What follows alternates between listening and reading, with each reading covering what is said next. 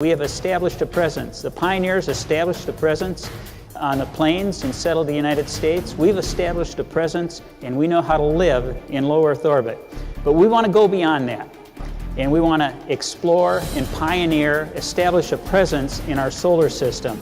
Well, we have set up what we call our Journey to Mars. And there's 3 zones. There's the Earth-dependent zone. We're there right now with the International Space Station. And to get to Mars, that Earth-independent zone, we need to get out to this proving ground in the middle and prove the systems that we need to establish that trip to Mars, to make it viable with the propulsion technology that we have today, where a mission to Mars is anywhere from 1.5 years to 2 years to get there, have time on Mars, and come home. And there's a lot that we need to learn to make that happen.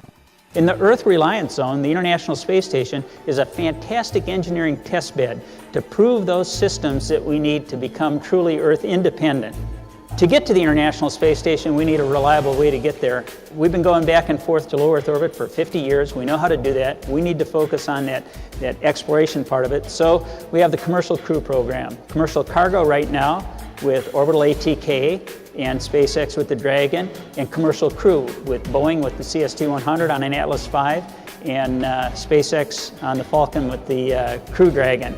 We also have operations we need to conduct to prove that we can operate away from planet Earth for an extended period of time, both operations and with the systems that we need before we can go to Mars, and that's going to be critical. How are we going to get there? We're going to get there with the Space Launch System and Orion.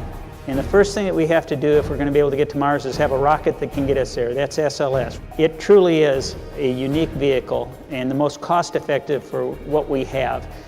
It is evolvable. This is a program, that is capability-based. We're going to have a crew vehicle. That's the MPCV, Multi-Purpose Crew Vehicle Orion. So there was a flawless test flight from start to finish, 4.5 hours, 3,600 miles away from Earth, re-entering at 85% of lunar re-entry velocity, checking out the thermal protection system. It performed flawlessly. 17 different separation events, pyro events that had to happen perfectly. 11 parachute events total to make everything work out right. Radiation was less than we thought. Over at the Stennis Space Center, they're testing those SSMEs. Those engines will be utilized, 4 of them in the core stage. And the solid rocket motors were tested in March. We did the qual test March 9th of the 5-segment solid rocket motor. Same casings that we used for the shuttle program, only this time instead of 4-segment stall, 5 segments for more thrust. Eventually, we're going to need some sort of habitability module and a lander. Those will come. This program allows us to go anywhere. And I look back, it was December 17th, 1903 when Orville and Wilbur made that flight at Kitty Hawk. And the first powered flight traveled a distance of about 120 feet. That's the length of the space shuttle, and it lasted about 20 seconds. Look where we are today. And I believe the next 50 years of spaceflight are going to be even more phenomenal than those first 50 years that NASA had.